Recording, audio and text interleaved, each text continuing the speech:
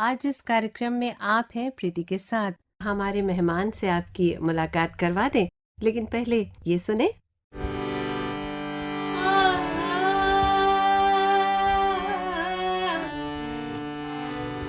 शहरी जिंदगी तन्हा,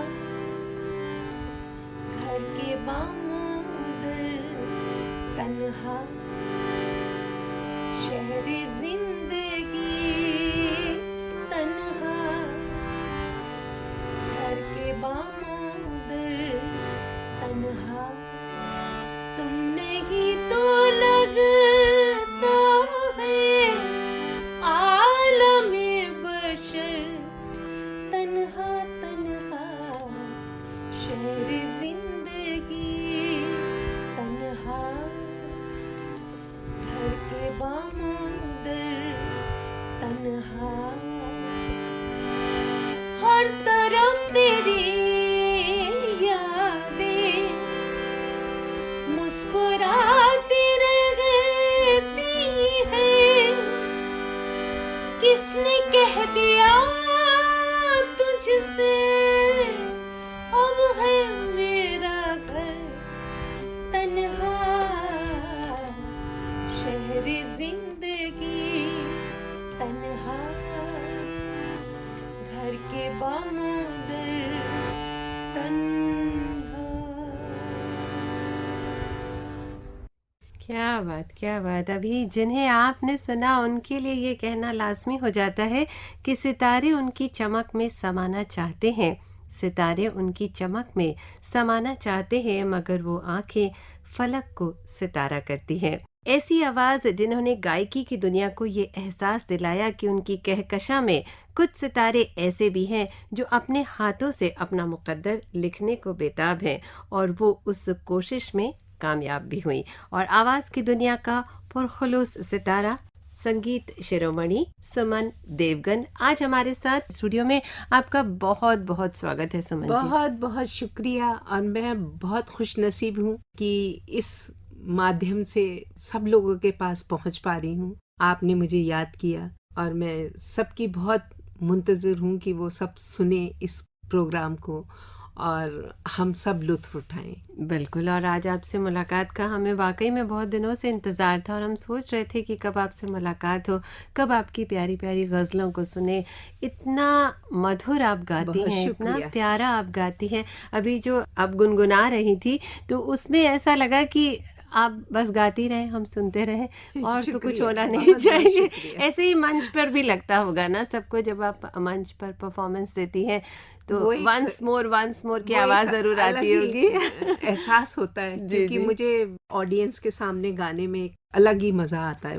अभी पीछे मेरा गालिब एकेडमी में गालिब के ऊपर प्रोग्राम था जी, तो उसमें गालिब की गज़लें, यूँ तो हर किसी ने गाई हैं उनकी गज़लें जी, लेकिन मेरा नज़रिया जो था, जो मेरे म्यूज़िक ने सोचा उनके बारे में, तो वो मैंने अपनी संगीत में उनको बद्ध करके गाया था। बहुत अलग सा। बचपन से ही बहुत शौक था शेर व शायरी की तरफ, सुनती थी, सुनाती थी, हमेशा से गज़लों की तरफ बहुत ज़्यादा रुझान रहा जी। उस ज़ुबान को समझ लेना और फिर गाना, या उस ज़ुबान को सुन के दिल में उतार लेना, तो इसलिए शायद मुझे बहुत दिल में मज़ा उतर आता गई है। आप सबके। उर्दू पोइट्री से आपको बहुत लगाव जी है, जी, है ना? बहुत इश्क है। इश्क है, क्या बात है। आपके इस इश्क पे एक गीत हो जाए। खामोशियाँ गुनगुनाने लगी, तन्हाइयाँ मुस्कुराने लगी, सरगोशी करे हवा, चुपके से मुझे कहा, दिल का हाल बता, दिल पर से ना छुपा, सुन के बात ये शर्म से मेरी आंखें झुक जाने लगी, खामोशियाँ गुनगुनाने लगी, तन्हाइयाँ मुस्कुराने लगी। बहुत ही प्यारा सा गीत, और वाकई में दिल की जो बातें हैं ना, उन्हें साझा करने के लिए आज हमने आपको आमंत्रित किया है। बहुत जगह आप गई हैं अपने परफॉर्मेंसेस को लेकर के। आईसीसीआर से आप जुड़ी रही, आकाशवाणी से तो खैर आपका रिश्ता ही बड़ा अनोखा, बहुत प्यारा है। आकाशवाणी की वजह से मैं सोचती हूँ कि मैं जो कलाकार बनी, मेरे में ये जो संगीत का जज्बा, जो म्यूजिक का था, वो जिंदा रहा। ज्यादा हद तक उसका क्रेडिट मैं AIR को दूंगी। वो आप पूछेंगी कि ऐसा क्यों कह रही हूँ मैं जी वो ऐसे क्योंकि मेरे हस्बैंड एयरफोर्स में ही वाज फ्लायर, तो जगह जगह हम घूमते थे खाना बदोश के जैसे जी खाना बदोश होते रहते हैं। 3 साल के 2 टेन्योर मेरे आसाम में हुए। अच्छा, तो सोचिए आप 6 बरस जिंदगी के वहां पर हुए, लेकिन AIR हमें दे देता था ये फैसिलिटी कि हम वहां जाकर परफॉर्म कर सकते हैं। जैसे कहते हैं ना, एक सिलसिला बना रहता है। आप ताज्जुब करेंगी, मैं बस में बैठ के डिब्रूगढ़ जाती थी। अच्छा। अब डिब्रूगढ़ में वहां पर जितने भी म्यूजिशियन हैं वो थोड़ा सा उनको वेस्टर्न टच लेके आए, तो उससे एक चैलेंज हो गया कि भाई यहाँ तो अब गजल बेचारे कैसे उनके साथ रमना होगा अब तो। हाँ, अब तो जो वो चाहते हैं तो वो गाना होगा। तो इस तरह से गजलें भी थी, तो वो ऐसे गाई कि वो कॉर्ड्स सिस्टम में आए और हमारे साथ एकम्पनिस्ट जो थे उनको भी मजा आए। तो ये भी एक अलग तरह की बात थी। फिर एक बार डिब्रूगढ़ में था, एक बार गुवाहाटी में हम AIR पे नॉर्थ ईस्ट पूरा कवर कर लिया जी आपने। जी तो वो तो इसलिए मैं कह रही हूँ कि मेरा गाना जिंदा रहा। बिल्कुल। हम तो जोराट में पोस्टेड थे, तो जोराट तो बहुत छोटी सी जगह जी वहाँ पर ऐसा था कि एयरफोर्स तो आपको पता है, एयरफोर्स स्टेशन थोड़ा दूर होते, तो वहाँ तो सवाल ही नहीं उठता था कोई। पर खैर मैं तो जिद्दी हूँ कि मुझे तो ढूंढना ही है, तो मैंने वहाँ रिक्शा लेके मैं पहुंच गई। सोचा कि कोई तो होगा यहाँ पे म्यूजिक का इंस्टीट्यूशन का कहीं, तो वहाँ एक मुझे मिल गया। मैं वहाँ गई, फिर वो जो थे वहाँ पे, खैर उन्हें जब पता लगा कि मैं ऐसे गाती हूँ और क्लासिकल बेस्ड है मेरा, तो मेरी खुशकिस्मती कि उन्हीं दिनों उनकी कोई एक टीचर जो ख्याल सिखाती थी वो मैटरनिटी लीव पे गई थी। तो 2 महीने का उन्होंने कहा, सुमन जी आप हमें आके हेल्प कर दीजिए। जहाँ चाह वहाँ राह, बिल्कुल आपने राह बना ली अपनी हर तो जगह। वहाँ पर ये बहुत अच्छा लगा उनके साथ इंटरेक्ट करके। तो उस दौरान ही मुझे एक तबला नवाज थे जो आसाम के ही थे, वो तबला बजाते थे। आप हफ्ते में चाहे एक ही दिन आइए, चाहे 15 दिन में एक दिन आइए, पर प्लीज आइए मेरे घर, आइए जरूर घर आइए, मैं ताकि आपके साथ रियाज कर सकूं। तो वो भी इतने अच्छे थे, सब मुझे इतने प्यारे अच्छे लोग मिले, बड़ी प्यारी यादें हैं सब। अच्छे लोगों को अच्छे लोग ही मिलते हैं। तो वो आते थे और उसके बाद हमारा रियाज होता था। क्या बात है, तो थोड़ा सा रियाज यहाँ भी हो जाए, एक गीत हो जाए। जी जी जी जी। मेरी जान मुझे जान कहो, मेरी जान मेरी जान मेरी जान, जान कहो अनजान मुझे, जान कहो रे कहती है सदा अनजानी, क्या जाने जान के जाए कौन भला, मेरी जान मुझे जान कहो, मेरी जान मेरी जान मेरी जान।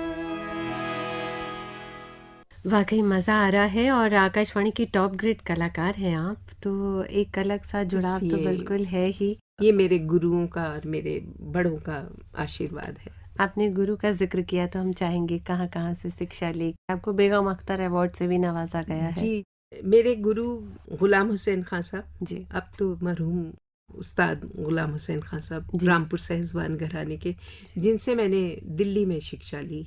मेरे हस्बैंड की पोस्टिंग दिल्ली में हुई थी। That time I started with him. शादी के बाद आप सबसे पहले कहाँ गई थी? शादी के बाद तो सबसे पहले मैं कोचीन गई थी। कोचीन, और उसके बाद हम आसाम गए थे। तो आसाम का तो आपको काफी झलक मिल गई। झलक दिखा दी मैंने। जी। और फिर पटना हमारी पोस्टिंग अच्छा, हुई। बिहार भी? बिहार। वहाँ पर मेरे हस्बैंड ग्लाइडिंग इंस्ट्रक्टर, तो वो अच्छा। उस वक्त ऑन डेपुटेशन गए हुए थे। That was the first time मैं ऑल इंडिया रेडियो के नज़दीक पहुंची। क्या बात है। तो ये पहला मौका मुझे मिला, और मुझे याद है मैं रिक्शे में बैठ के अच्छा। रेडियो स्टेशन पहुंच गई। जुनून था कि मैं भी गाऊंगी रेडियो पे, ये क्या बात है, मैं क्यों नहीं गा सकती। अच्छा, तब पहली बार आप रेडियो स्टेशन पहली गए? बार वहाँ रेडियो स्टेशन गई। यू बिलीव मी, मेरे बच्चे थे छोटे छोटे, उनको मैंने अपनी जो हेल्पर थी वो देखती थी उनको, तो उसको वहाँ के रेडियो स्टेशन के लॉन में छोड़ दिया, उनके साथ खेलता हुआ, और मैं अंदर चली गई। और मैंने उनसे कहा कि मैं गाना चाहती हूँ, क्या करूँ मैं। तो जो बड़े अच्छे थे ड्यूटी ऑफिसर, उन्होंने मुझे मेरी रहनुमाई की कि ऐसे ऐसे ये फॉर्म है, ये आप भर दीजिए इसमें, लेकिन आपको फिल्म के गाने नहीं भरने पड़ेंगे, ये 15 गाने आपको अपने गाने पड़ेंगे। तो मुझे तो ऐसे लगा कि मुंह मांगी मुराद मिल गई, क्योंकि मैं तो शुरू से गजलें गाती थी। उस वक्त रेडियो से मुजद्दा नियाजी साहब, पन्ना लाल जी के गाने, और बहुत अच्छी अच्छी हमारी आर्टिस्ट थी, उनके गाने सुनती थी, और उसी से वो लेके, और आलोक गंगोली जी का गाना था वो हमारे घर में माहौल था, तो वो सब गाने इकट्ठे करके मैंने 15 गाने आउट ऑफ फिल्म ले लिए और वो भर दिया। फिर सरस्वती माँ की ऐसी कृपा हुई कि उन्होंने मुझे पास भी करा दिया।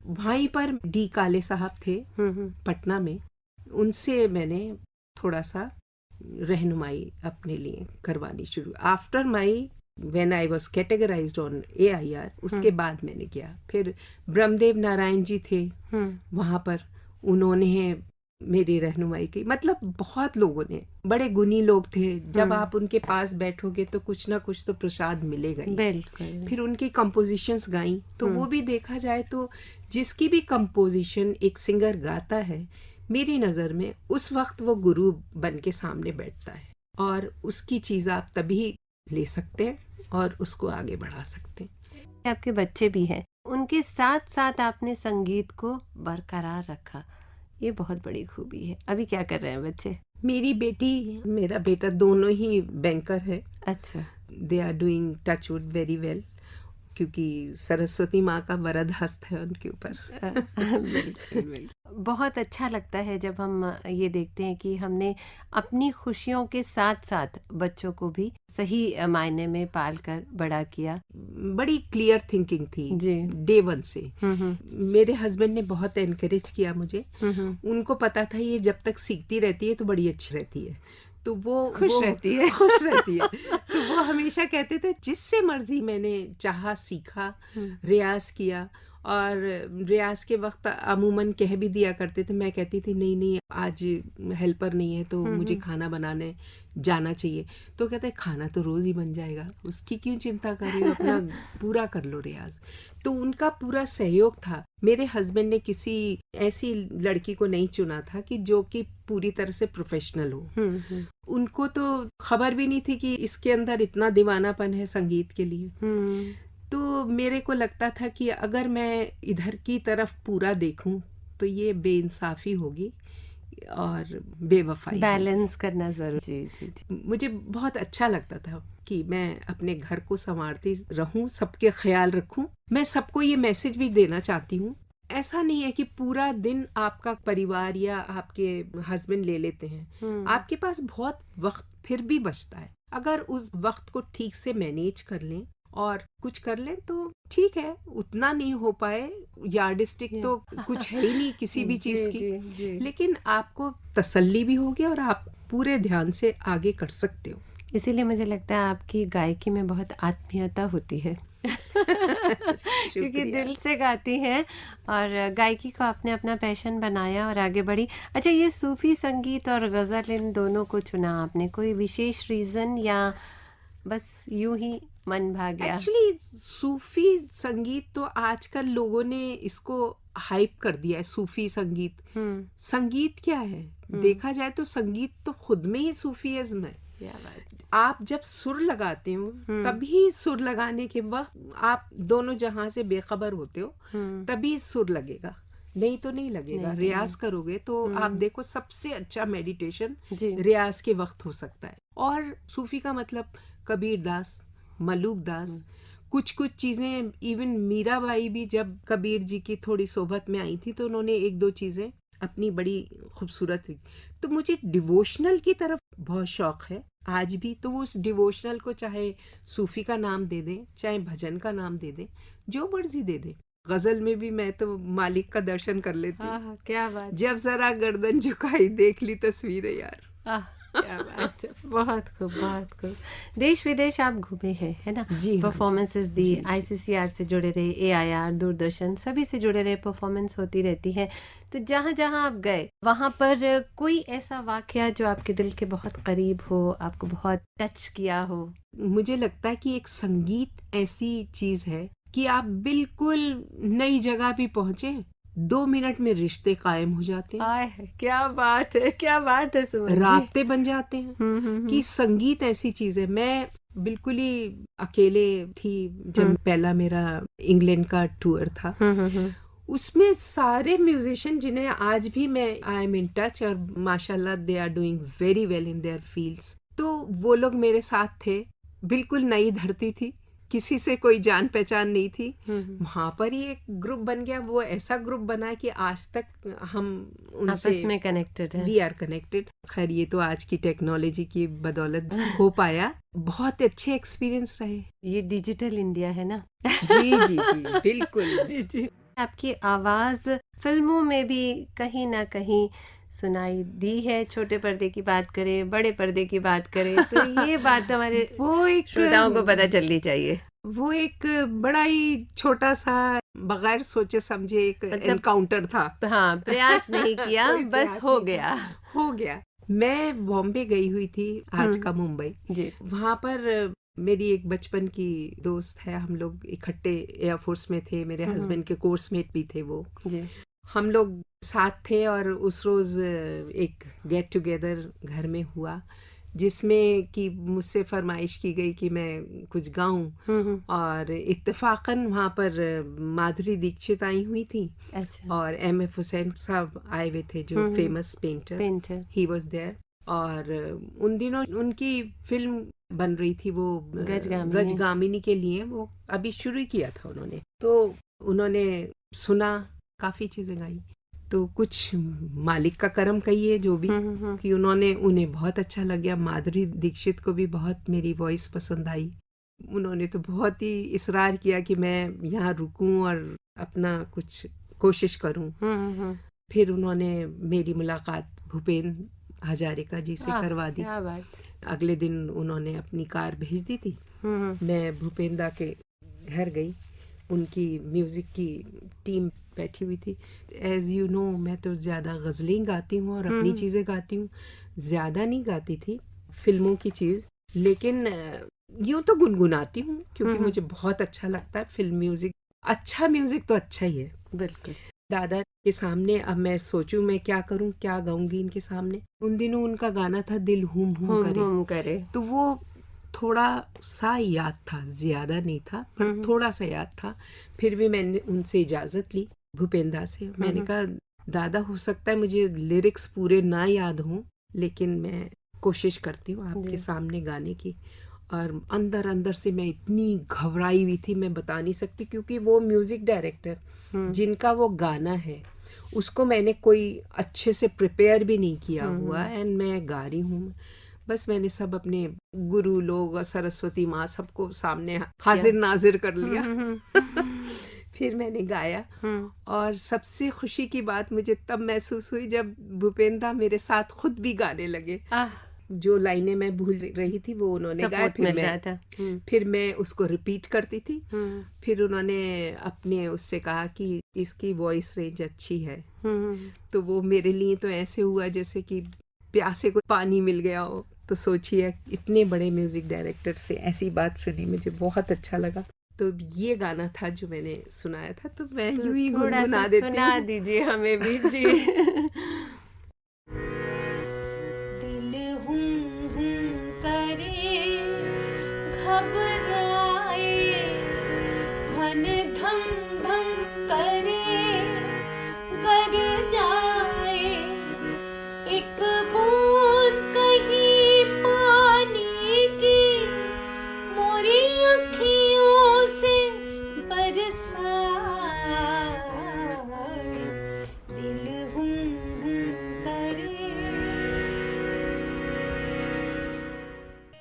बहुत प्यारा गीत, और आपको कहीं नहीं जाने देंगे जैसा हमने कहा, क्योंकि आप हमेशा अपने गायन के माध्यम से, अपने गीतों के माध्यम से, अपनी गजलों के माध्यम से, ठुमरी दादरा भी आपने सीखा है। मैं बहुत पसंद है मुझे वो विधा, और मैं खूब गाती हूँ। हाँ, उनके माध्यम से आप हमेशा हमारे साथ रहेंगी। और आकाशवाणी में मुझे लगता है आपका प्रेटी लॉन्ग टाइम रहा, रिकॉर्ड है जो बनने वाला है।